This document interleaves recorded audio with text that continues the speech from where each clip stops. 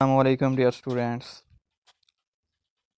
The summary of the prologue to the Canterbury Tales by Geoffrey Chaucer. Canterbury कहानियों की तमहीदी नज़म का खुलासा अब उर्दू में बाय मुज़फ़्फ़र हुसैन। कैंटरबरी कहानियों की किताब 30 ज़ायरीन की तरफ से कैंटरबरी में थॉमस बैकेट की खानकाह पर जाते हुए सुनाई गई कहानियों का मजमुआ है। ये अदबी काम एक तवील तमहीदी नज़म प्रोलोग से शुरू होता है।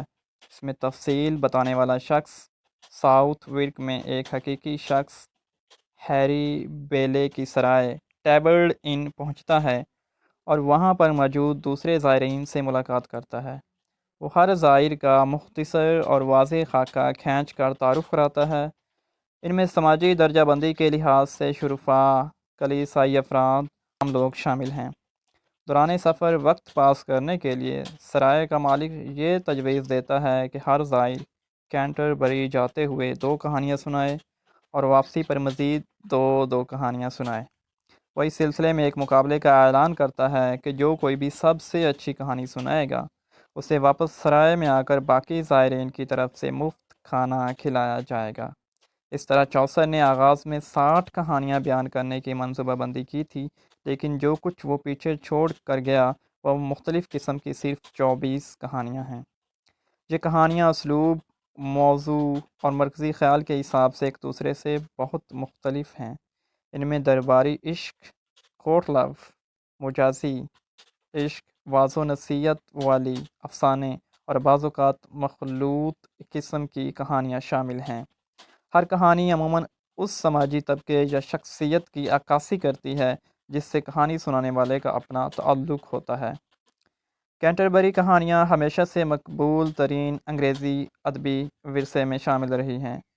15वीं सदी में जब कैक्सटन ने इंग्लैंड में प्रिंटिंग मुतारिफ़ कराई तो ये पहला गैर मजहबी बड़ा काम था जो इसने 1478 ईस्वी में शाया किया, जिसका दूसरा तरमीम शुदा एडिशन 1484 ईस्वी में शाया किया।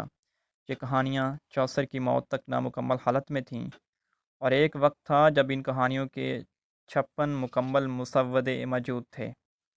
कैंटरबरी कहानियों की तमहीदी नज़म द प्रोलोग की तारीफ़ अक्सर औक़ात अंग्रेज़ी ज़बान में कामिल तरीन नज़म के तौर पर की जाती है।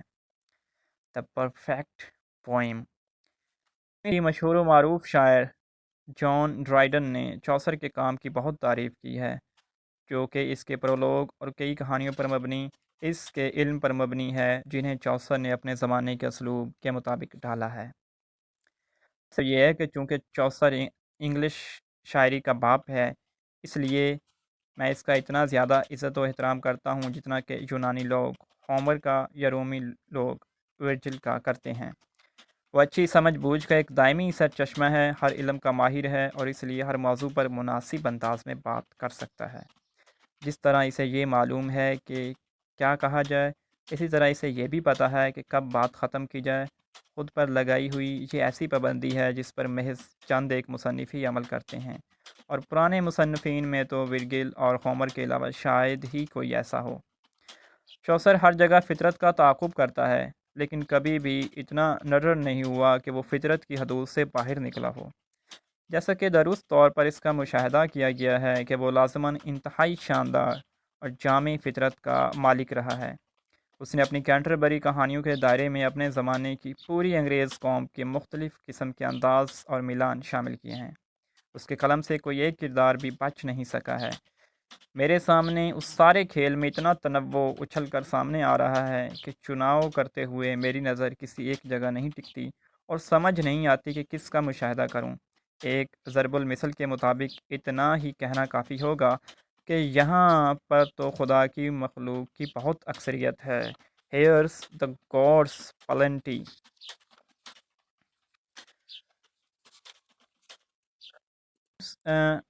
में हमारे पास यहाँ काफ़ी सारे यहाँ पिलग्रिम्स हैं। Right, the squire, the yeoman, the traders, the monk, the friar, the merchant, the clerk, the sergeant of law, the franklin, 5 members of a guild, the cook, the shipman, the doctor of physics, the wife of bath, the parson, the miller, the municipal, the reeve, the sumner, the pardoner and the host. یہ ہمارے پاس major characters ہیں. ان characters کی detail بعد میں انشاءاللہ send کروں گا اور ایک نئی ویڈیو میں آپ اس کو ملاحظہ کر سکیں گے.